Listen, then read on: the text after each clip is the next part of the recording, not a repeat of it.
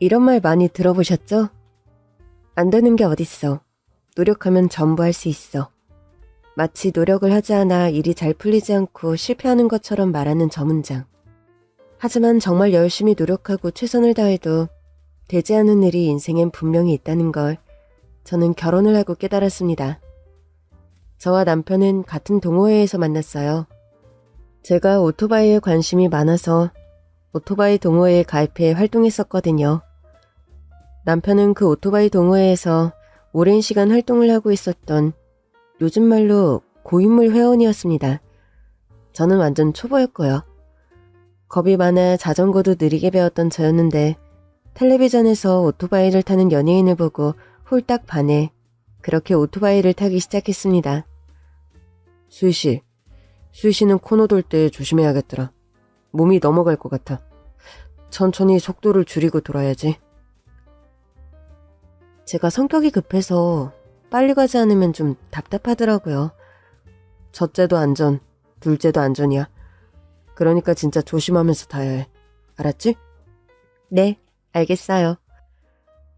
나이는 4살 차이가 났는데 남편 역시 어렸을 적부터 오토바이에 관심이 많아 이 동호회에서 어린 나이임에도 활동을 하다 보니 아는 것도 많고 운전도 정말 잘했죠. 그렇게 같은 동호회에서 활동하길 1년쯤 지났을까요? 이상하게 동호회 사람들이 하나둘 줄어들기 시작하면서 100명이 넘었던 회원이 40명도 되지 않을 정도로 감소했습니다. 이 동호회를 유지해야 하나 말아야 하나 다들 고민이 많았는데 이제 오토바이에 관심이 덜한 회원들도 많아서 동호회는 결국 없어지고 말았습니다. 하지만 저의 오토바이 열정은 쉽게 사그라들지 않았습니다.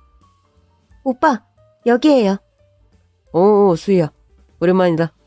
이야, 너 오토바이 계속 타는구나? 그럼요.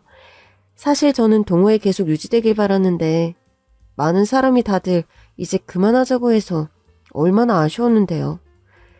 그런데 이렇게 오빠랑 연락 닿아서 다시 만날 수 있어서 너무 좋아요.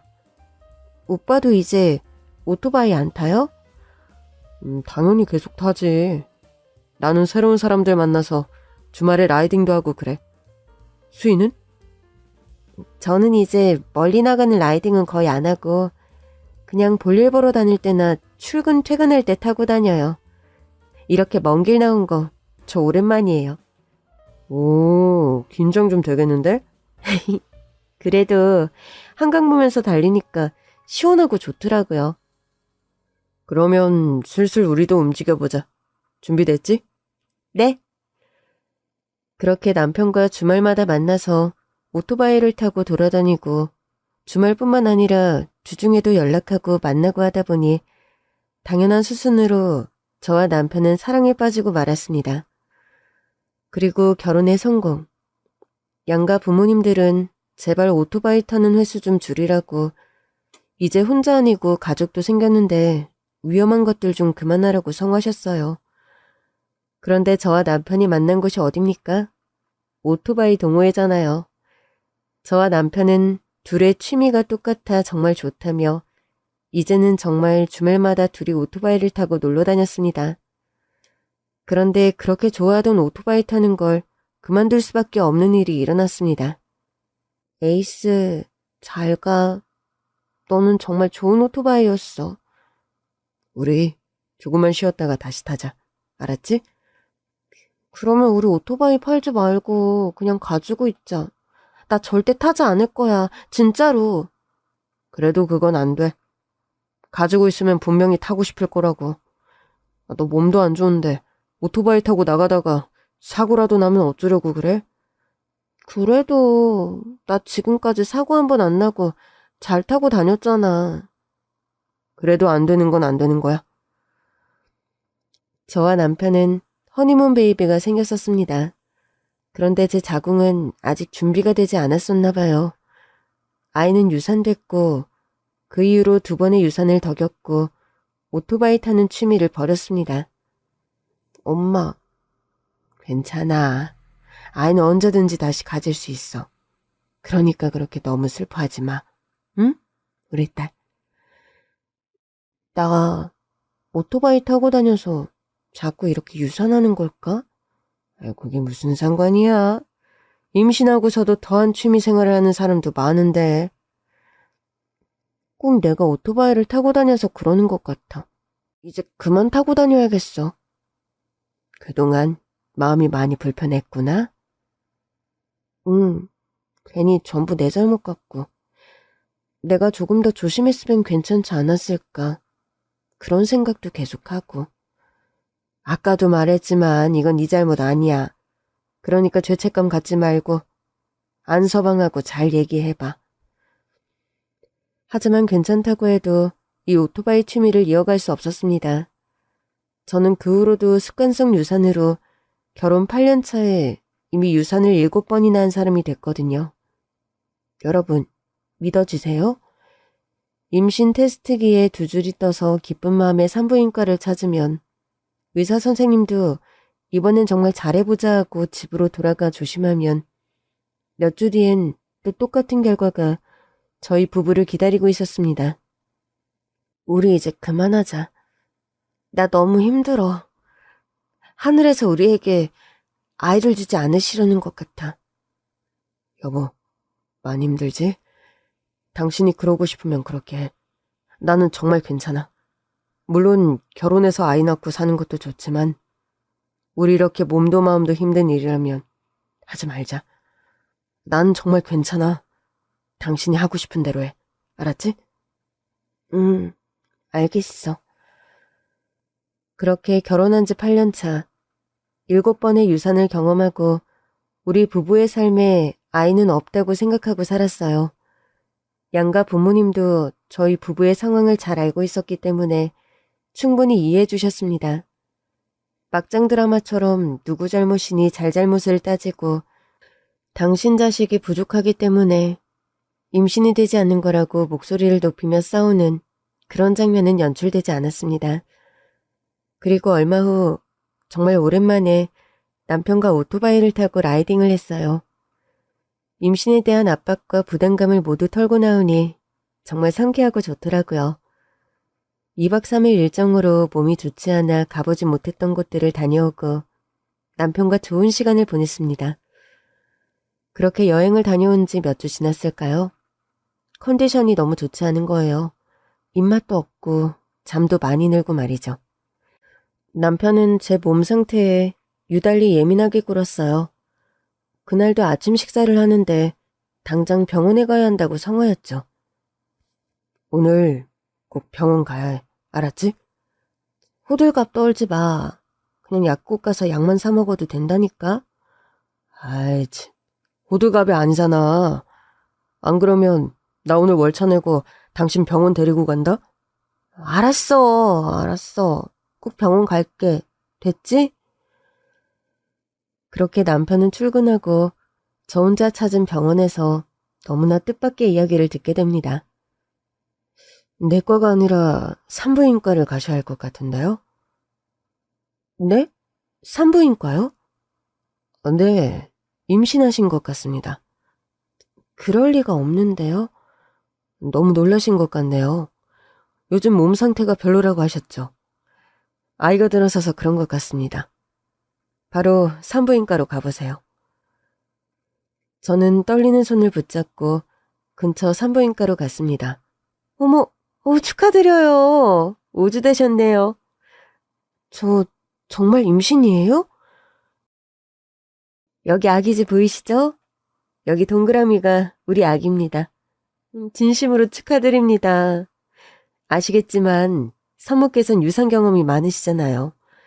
이번에는 초기 잘 넘겨서 우리 아기 꼭 만날 수 있도록 합시다. 스트레스 받지 않게 조심하시고요. 이제 입덧도 하실 거예요. 무거운 물건 절대 들지 마시고 계단도 조심, 음식도 조심. 조심하셔야 하는 거 잘 알고 계시죠? 갈 때 산모 수첩이랑 다 받아가세요. 아셨죠? 다음 검진 때 뵙겠습니다. 네, 감사합니다. 저는 일단 기쁘다기보단 얼떨떨했어요. 그리고 또 겁이 나기 시작했습니다. 내가 또 유산을 하면 어떡하지? 그러면 다시는 정말 아이를 가질 수 없을 것 같은데 이 아이는 정말 잘 지켜야 하는데. 그런데 겁이 너무 나는 겁니다. 집으로 돌아온 저는 불안증이 도저 이러지도 저러지도 못하고 안절부절 못하고 있는데 남편이 퇴근하고 집으로 돌아왔습니다. 여보, 나왔어. 당신 왜 그래? 이것 봐. 이게 뭐야? 초음파 사진이잖아? 뭐야? 당신 임신했어? 임신이래. 5주 됐대. 기쁜 일이잖아. 우리 곁으로 다시 아이가 찾아와 줬는데. 그런데 당신 표정은 왜 그래? 뭐, 또 안 좋은 소리 들었어? 나 무섭고 겁나. 또 유산하면 어떡하지? 또 그러면 걱정하지 말라고 했잖아. 의사 선생님이 뭐라셔? 초기만 잘 넘어가면 괜찮을 거래. 그래서 무리하지 말고 조심히 다니라고 하셨어. 그러면 우리 무사히 우리 아이 만날 수 있을 거야. 그러니까 걱정부터 하지 말고 우리 이 기쁨을 즐기자. 알았지? 우리 아가도 엄마의 감정을 그대로 느낄 수 있잖아. 그러니까 벌써부터 걱정하고 또 절망하지 말고 아이도 우리의 행복을 느낄 수 있도록 해주자. 알았지? 내가 옆에 있는데 뭐가 걱정이야? 남편의 말을 듣고 보니 그렇더라고요. 다시 한번 우리에게 아이가 찾아와 준 건 정말 기쁘고 행복한 일이잖아요. 저는 임신 초기를 잘 넘겨 남편과 함께 아이를 만날 날을 고대하고 있었습니다. 수희야. 엄마. 아유, 기특한 거. 입덧은 심하지 않니? 몸은 좀 어때? 입덧은 괜찮아. 그런데 그렇게 과일이 먹고 싶어. 안 그래도 안서방한테 연락했더니 너가 하루 종일 과일만 먹고 있다고 하더라. 그래서 과일 잔뜩 사왔어. 이 중에 먹고 싶은 거 실컷 먹어. 와, 수박이다. 엄마, 마트에서 수박을 벌써 팔아? 그럼 수박, 참외, 키위, 망고, 만다린, 체리, 망고스틴까지 다 사왔으니까 골라서 먹어. 입맛에 맞지 않는 건 안 먹어도 되니까 억지로 다 먹으려고 하지 말고. 그러다 속에서 탈라면 또 큰일 나니까. 뭐부터 먹고 싶니? 망고랑 키위는 조금 익은 후에 먹는 게 더 맛있으니까 나 참외부터 먹을래. 저는 엄마를 보면 어렸을 적부터 어딘지 모르게 애틋한 마음이 들었습니다. 사실 친어머니가 아니라 새어머니거든요. 제가 7살 때 아버지께서 재혼을 하셔서 생긴 새어머니입니다. 친정아버지는 새어머니 앞에서 제 친어머니 얘기를 절대 꺼내지 못하게 하셨어요. 수희야, 우리 다음 주부터 새엄마랑 같이 살 거야. 준비됐어? 응, 새엄마. 하지만 사람들 앞에서 새엄마를 새엄마라고 부르면 안 돼. 왜? 희수가 그렇게 부르면 새엄마가 엄청나게 슬퍼할 거야. 그러니까 새엄마는 우리 수희랑 잘 지내고 싶고 또 이제 수희 엄마니까 수희 엄마로서 최선을 다할 건데 우리 수희가 자꾸 새엄마라고 부르면 엄마는 기운이 많이 빠지고 힘들 거야. 그러니까 아빠랑 약속하는 거다. 엄마라고 부르기로. 응, 나도 이제 엄마 생기는 거니까 꼭 엄마라고 부를게. 약속. 사실 친어머니는 제가 갓난쟁이일 때 사고로 돌아가셨다고 들었어요. 그래서 친어머니에 대한 기억은 하나도 잊지 않았습니다. 그리고 친구들은 다 있는 엄마가 이제 저에게도 생긴다고 하니 저는 정말 마음이 들떠 있었어요. 하지만 아버지는 그런 저에게 새어머니께 상처가 될 만한 행동이나 말조심을 시키셨죠. 어렸을 때는 예쁜 새어머니가 좋았어요.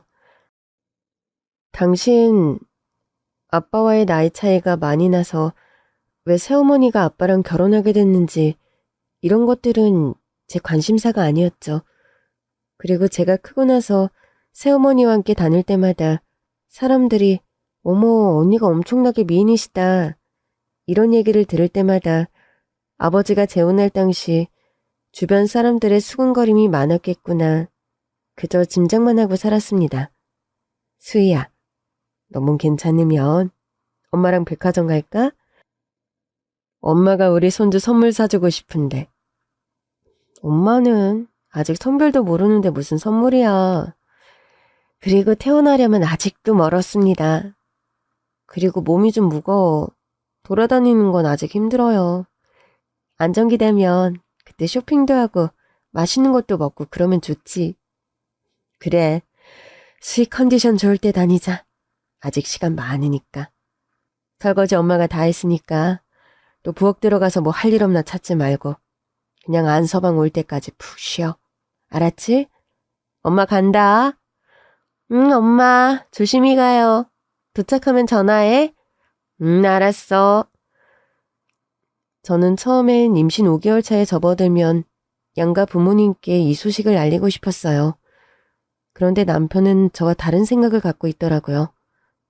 나는 그냥 지금 바로 알렸으면 좋겠어. 그래야 부모님들도 수희를 지금보다 더 잘 챙겨주시지. 괜히 말씀 안 드리고 있다가 사고라도 나면 나중에 얘기 듣고 얼마나 슬퍼하시겠어? 그러니까 지금 바로 말씀드리자. 알았지? 우리 기쁜 일이든 슬픈 일이든 가족과 함께 나누자. 나는 그러고 싶어.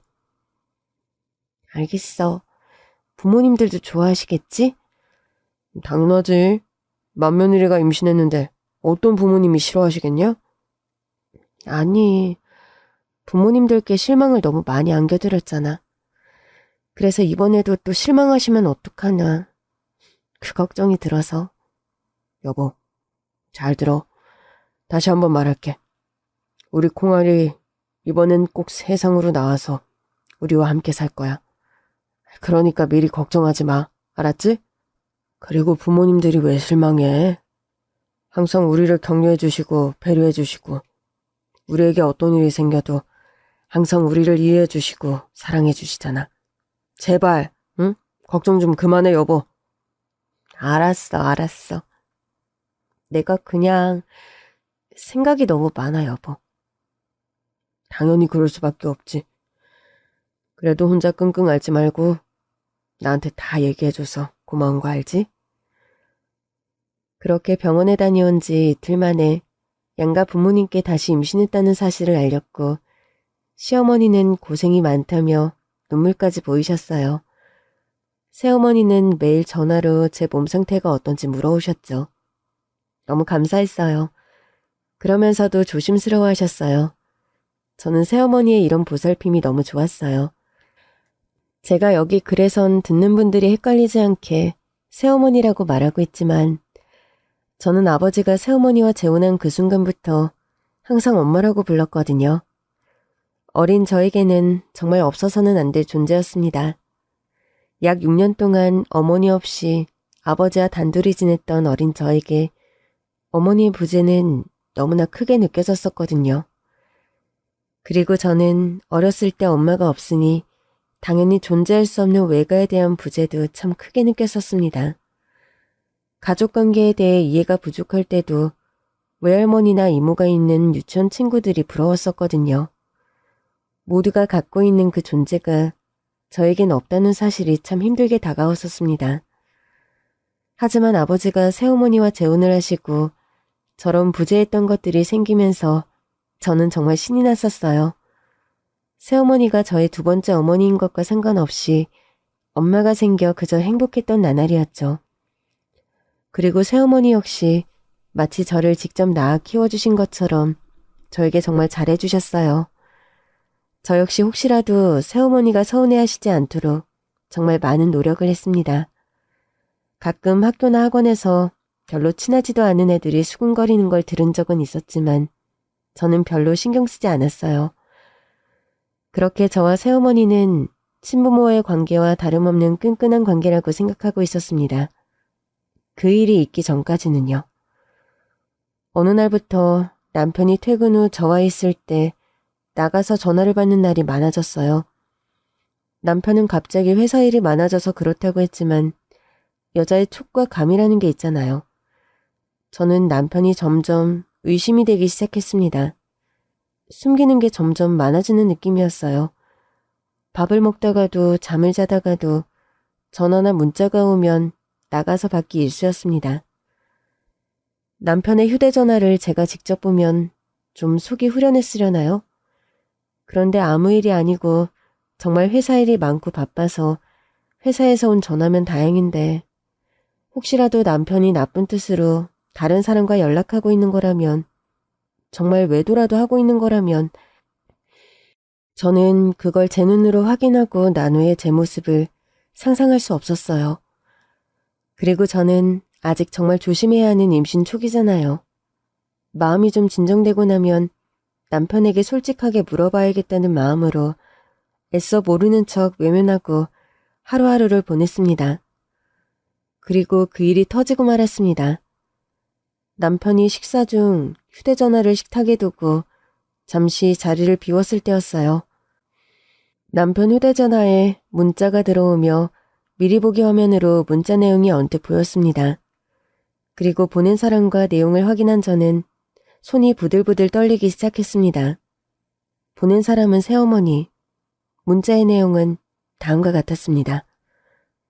이따가 2시까지 수위 몰래 호텔 901호로 오게나. 다른 사람도 아니고 새어머니가 저런 문자를 보내다니 저는 배신감에 치가 떨렸습니다. 그날은 토요일이었고 모처럼 남편이 일 없이 쉴 수 있다고 했던 날이었어요. 다시 자리로 돌아온 남편은 휴대전화를 확인하자마자 다시 전화를 하러 나갔고 저의 오해는 끝을 향해 달리고 있었습니다. 자기야, 어떡하지? 나 이따가 잠깐 회사에 나가봐야 할 것 같은데. 회사? 왜? 어제 거래처에 보낸 문서가 뭐가 잘못됐나 봐. 그것만 확인하고 바로 들어올게.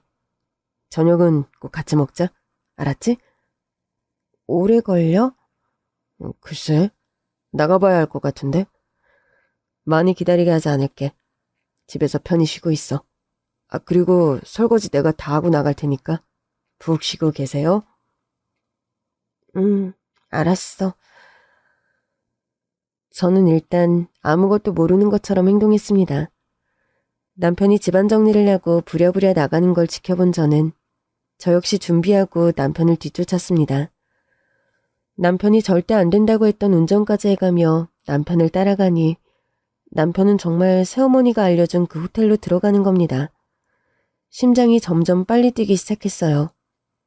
남편이 호텔로 올라가고 한 20분쯤 지났을까요? 계속 생각했습니다. 새어머니는 왜 남편을 호텔로 불렀을까? 둘이 비밀로 하고 만날 일이 뭐가 있을까? 이 사실을 아버지는 알고 있을까? 아니면 아버지도 이 사실을 모르고 집에 계시는 걸까? 저는 침착하자 마음속으로 생각하고 아버지께 전화를 드렸습니다. 아빠, 어디세요? 수희야. 아빠 오늘 일이 있어서 잠깐 나왔어. 왜? 무슨 일이야? 그러세요? 그러면 엄마는요? 엄마? 글쎄.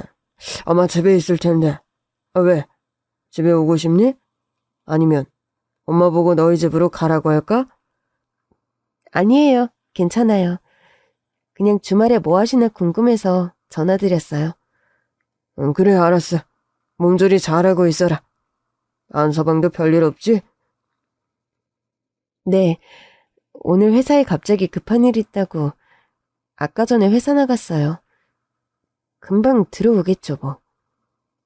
알았어. 푹 쉬고 있어라. 네, 아빠. 아빠도 잘 모르는 것 같은 새어머니와 남편의 만남. 저는 심호흡을 하고 차에서 내려 아까 문자에서 봤던 901호로 올라갔습니다. 그리고 도착한 901호. 문에 귀를 대자 정말 귀를 의심하는 소리가 났습니다. 이게 대체 무슨 소리야? 절대 들려서는 안 될 그런 야릇한 소리가 문을 통과해 제 귀에 들리는 겁니다. 기겁한 저는 바로 문을 두드렸습니다. 문 열어. 당장 문 열지 못해? 여보, 당신이 왜 여기 있어? 비켜! 문이 열리고 남편을 밀치고 호텔 방 안으로 들어가니 방 안엔 새어머니와 아버지, 그리고 모르는 중년의 여성이 앉아 있었습니다. 이게 다 뭐예요? 네? 수희야, 너 어떻게 알고 온 거니? 안서방, 자네가 얘기했어? 아니요, 당신 여기 대체 어떻게 알고 온 거야? 누가 이 상황 좀 설명해줘봐요. 이분은 누구세요? 이분은 그러니까 네 친엄마야. 아. 아무래도 몸이 불편하신 분 같았어요. 대체 이 사람들은 저 몰래 무슨 일을 꾸미고 있었던 걸까요? 순간 어지러움에 몸이 휘청거렸어요. 그리고 너무 혼란스러웠습니다. 대체 돌아가셨던 친어머니는 왜 이런 모습으로 계시는 건지, 또 왜 새어머니는 아무렇지 않게 이 상황을 받아들이고 계시는 건지, 그리고 남편은 대체 이 상황을 언제부터 알고 있었던 건지, 모든 게 다 이상하고 혼란스러웠습니다. 뭐가 뭔지 하나도 알 수 없는 상황이었어요. 내가 다 설명할게. 당신 일단 앉아봐. 놀래? 많이 어지러워? 아니야, 괜찮아. 아니다. 내가 다 설명하마. 일단 진정하고 앉아라. 많이 놀랄 테니까. 이분은 수희, 네 친어머니다. 네? 뭐라고요? 지금 무슨 말씀을 하시는 거세요? 어머니는 돌아가셨다고 했잖아요. 네가 얘기를 듣고 충격받아서 또 유산할지도 모를 걱정 때문에 쉽게 얘기할 수가 없었다.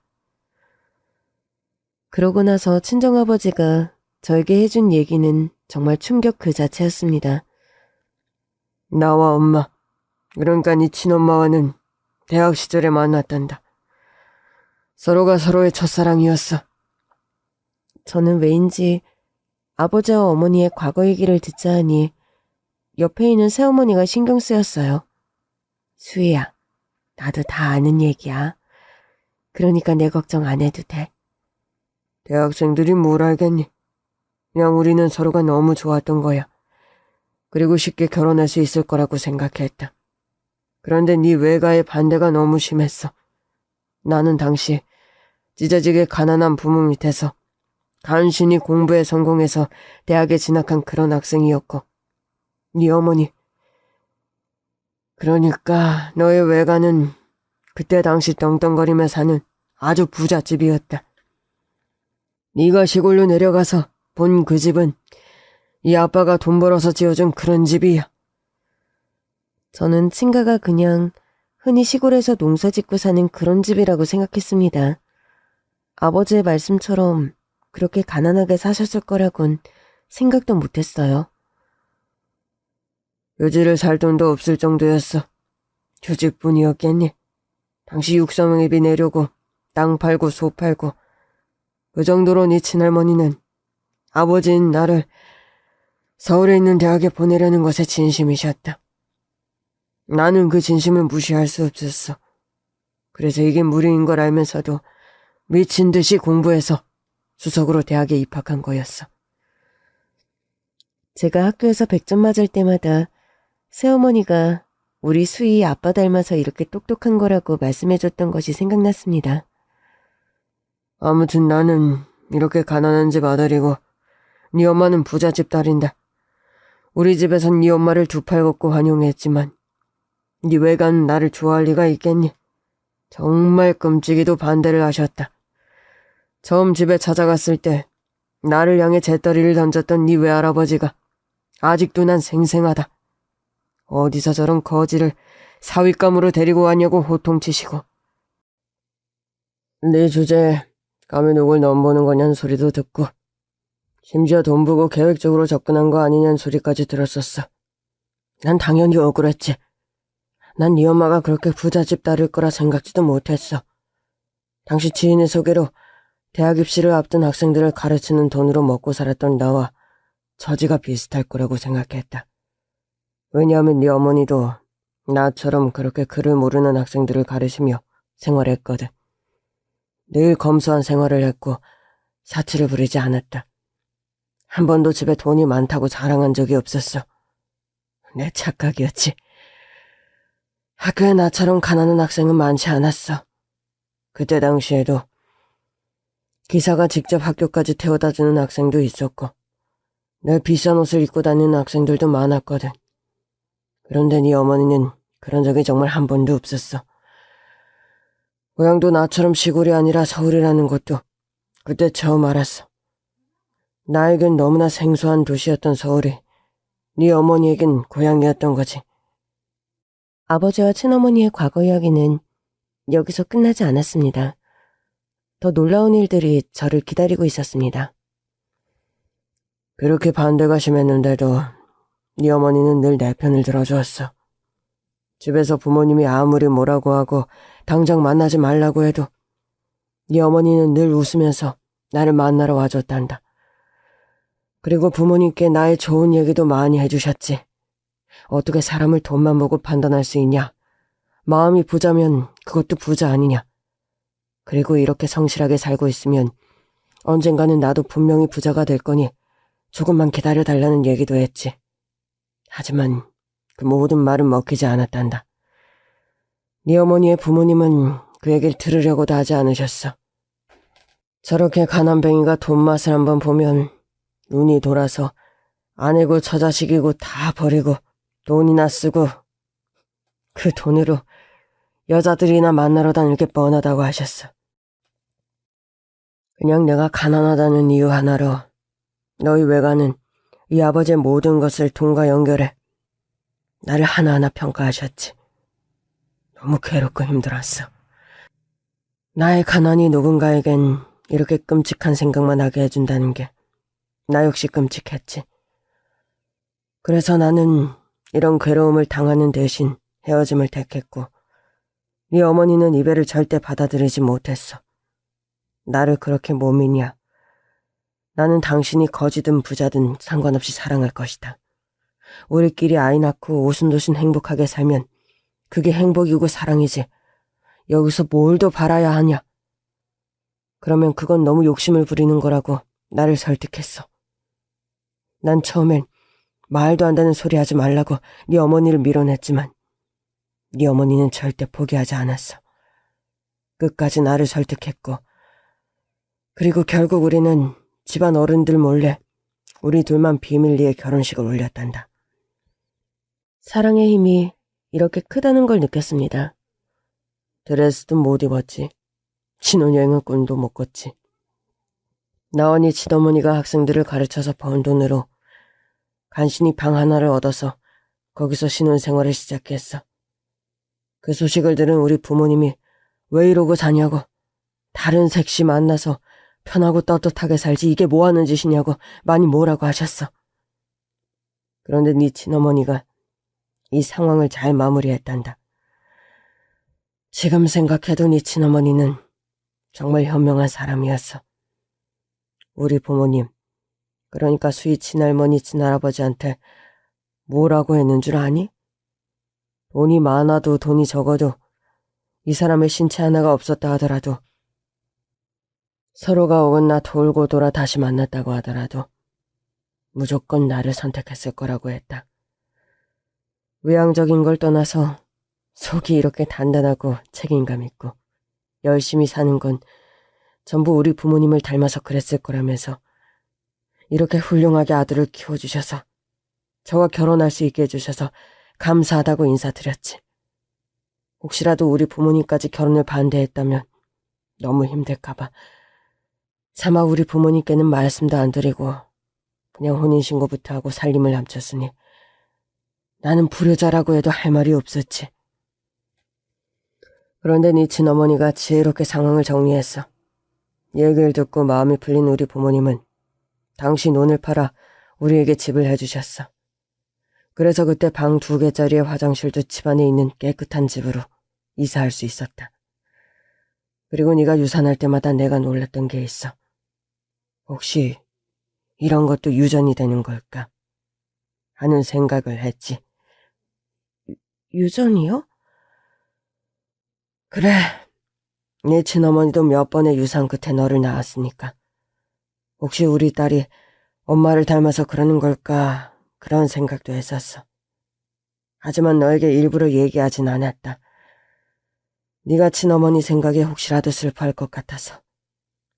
아니면 왜 이런 것까지 물려줬냐고 원망할 것 같아서 말하지 않았어. 아무튼 그렇게 우리 부부 역시 귀한 딸을 얻었지. 나는 네가 뱃속에 있을 때부터 네 어머니를 닮아야 한다고 그렇게 얘기했는데 너는 아빠 말은 듣지도 않고 아빠만 쏙 빼닮아 태어났어. 저는 정말 누가 봐도 아빠 딸이었습니다. 정말 똑같이 생겼거든요.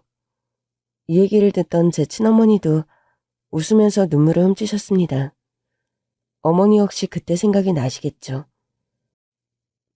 저는 제 친어머니가 왜 저렇게 되셨는지 궁금했지만 아버지의 얘기를 시간의 흐름에 따라 천천히 들었습니다.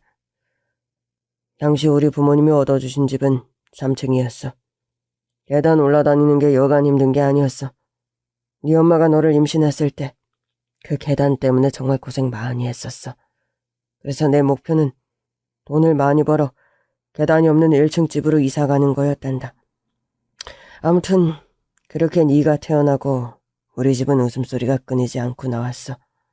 손했던 너는 울지 않고 방긋방긋 잘도 웃었거든. 그런데 네가 조금씩 크면서 한 가지 걱정이 하나 생겼다. 네가 배밀이를 시작하면서부터였지. 배밀이 속도가 얼마나 빠르던지. 조금만 너에게 신경을 못 쓰고 다른 곳에 신경 쓰고 있으면 순식간에 거실에서 방으로 사라져버리곤 했어. 그런데 그때 당시 방문이나 현관문을 막을 수 있는 중문 같은 게 있던 시절이었니? 당연히 없지. 그날은 갑자기 아래층 사람들이 집에 올라온 날이었어. 너무 정신이 없어서 현관문 닫는다는 걸 까먹고 있었고 너는 사람이 많아진 틈을 타 현관 밖으로 나가버렸다. 사람들과 얘기하던 중에 네가 없어졌다는 걸 안 네 엄마는 바로 현관 밖으로 뛰쳐나갔고 너는 계단을 굴러떨어지기 일보 직전이었어. 네 어머니는 너를 향해 몸을 굴렀고 그때 계단 밑으로 너를 꼭 안고 추락했다. 네 친어머니는 그때 다쳤어. 아주 크게. 그리고 이렇게 됐단다. 계단을 굴러떨어지신 친어머니는 뇌병변 장애가 왔고 이 사실을 알게 된 친어머니의 부모님, 그러니까 저희 외할머니와 외할아버지는 정말 충격에 알아 누우셨다고 했습니다. 그때 당시 맞아 죽지 않은 게 다행이지 않을까. 아빠는 그렇게 생각한다. 그렇게 화를 내는 사람을 처음 봤어. 내 딸을 훔쳐가더니 이렇게 다치게 만들어? 네가 그러고도 사람이냐? 아빠는 아직도 생생하다. 그때 그 장면이. 그리고 나 같은 모질이한테는 당신들의 딸을 더 이상 맡길 수 없다며 데려가셨어. 당시 언어장애뿐만 아니라 몸이 불편했던 네 어머니는 너를 키울 수 있는 상황이 아니었다. 아마 그렇게 헤어지지 않았더라도 너는 내 손에 컸을 거야. 그렇게 네 어머니는 나를 죽은 사람으로 생각해줘. 이 한마디 쪽지를 남기고 진정으로 돌아갔어. 저는 얘기를 듣다가 의문이 들었습니다. 그런데 왜 여기에 이렇게 저 몰래 다 만나고 있었던 걸까요? 그리고 세월이 흘러 나는 이 사람과 재혼했고 너도 알다시피 행복하게 살았다. 그런데 최근에 모르는 번호로 문자가 왔어. 문자를 보낸 사람은 네 친어머니였다. 수희 아빠 잘 지냈어? 나 수희 엄마야. 아직까지 말을 할 수 없어서 이렇게 문자를 보내. 나는 내 번호를 네 엄마가 어떻게 알았는지는 중요하지 않았어. 그저 지금까지 잘 살아 있었다는 게 중요했지. 그리고 얼마 지나지 않아 왜 나를 찾아 연락했는지 알게 됐어. 수희야, 놀라지 말고 들어.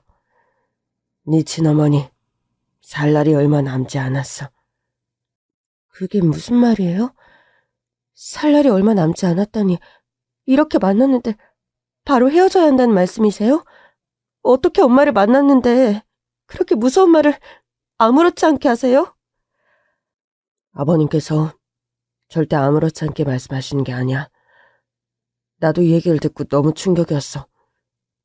이렇게 겨우 연락이 닿았는데 이별할 날이 가깝다는 게 말이 되니? 그래서 어떻게든 너와 어머님을 만나게 해드리고 싶었어. 그래서 어떻게 얘기를 해야 네가 충격받지 않고 받아들일 수 있을까? 그 얘기를 하려고 오늘 당신 몰래 이렇게 만난 거였어. 당신한테 들킬 거라곤 생각도 못했지만. 그러면 당신 계속 바쁘게 전화 받고 그랬던 게 다 아버님이랑 어머님이랑 얘기하려고 했던 거야. 또 걱정했지. 나한테 뭐 이상한 일 생긴 거 아닌가 하고. 그런데 아까 문 앞에 섰을 때 분명 이상한 소리가 들렸는데? 어머님이 말씀하시는 소리를 들었나 보네. 제가 호텔 문 앞에서 들었던 야릇한 소리는 말을 제대로 하지 못하시는 친어머니의 웅얼거리는 소리였던 겁니다.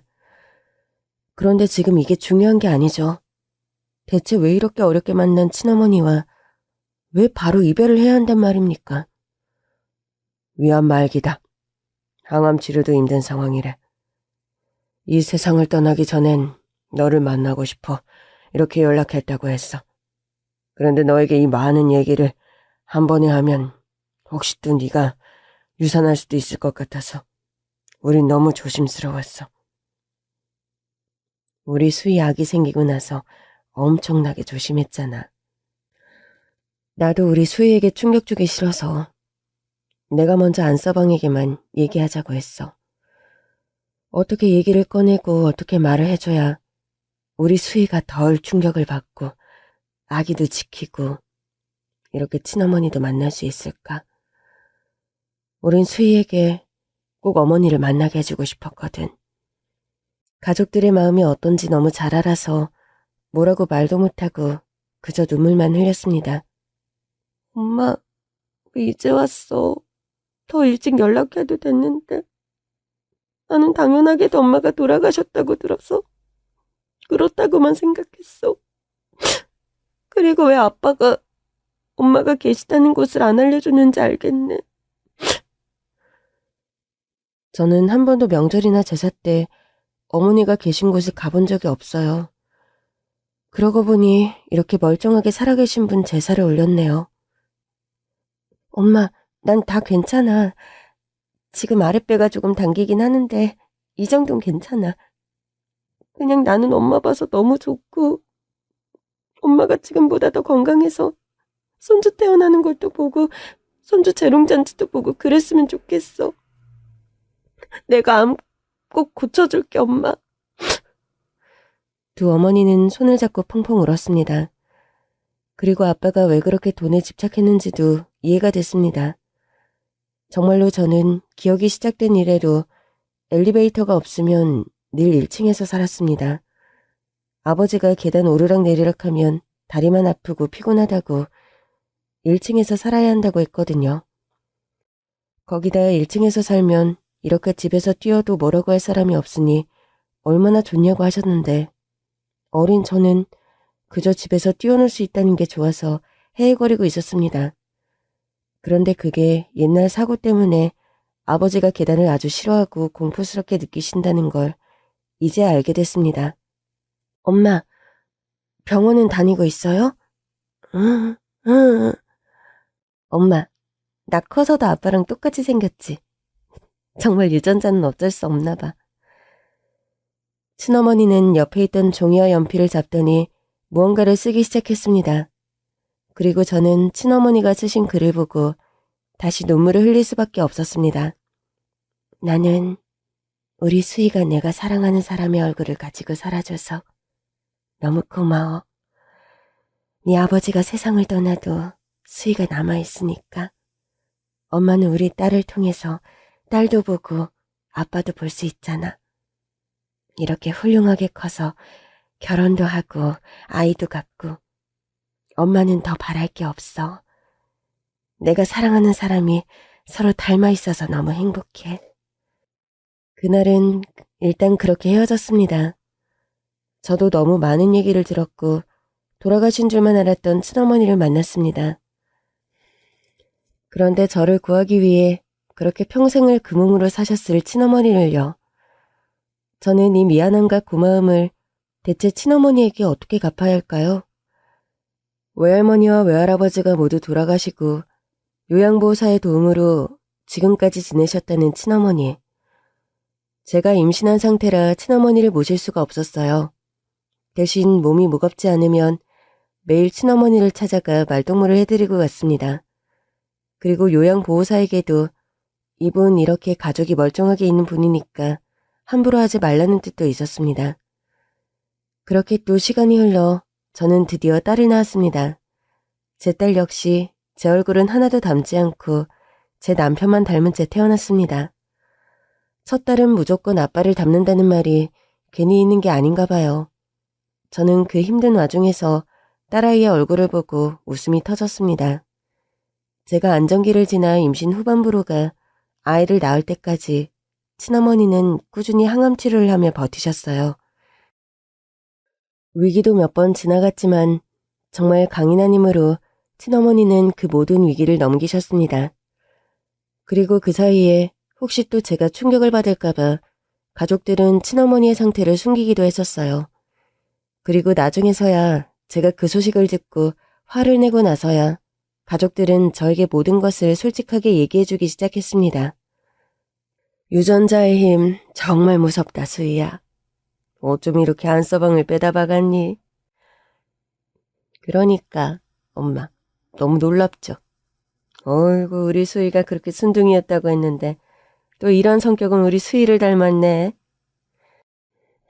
기저귀가 젖어도 울지도 않고 그냥 낑낑거리기만 해. 울지도 않아. 나 신기해 죽겠다니까. 너는 아기였을 때만 그러는 줄 아니? 학교에서 시험 보고 나서 100점을 받아도 운동회에서 달리기를 1등을 해도 그냥 얌전히 와서 얘기하고 너는 호들갑 떠는 게 없었어.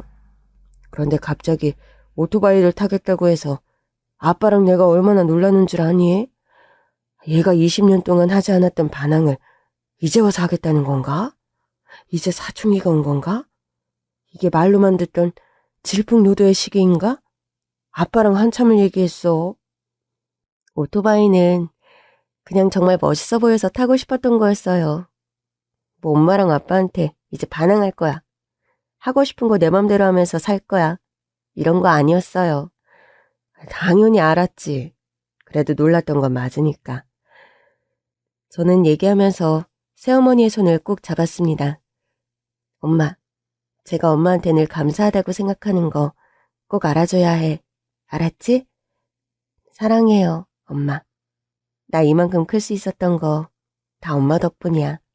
진짜 고마워요. 얘는 새삼스럽게 나도 고마워. 나를 보자마자 엄마라고 불러줘서 얼마나 놀랐는지 몰라. 나는 어떻게 해야 수희와 친해질 수 있을까? 그 고민을 정말 많이 했거든.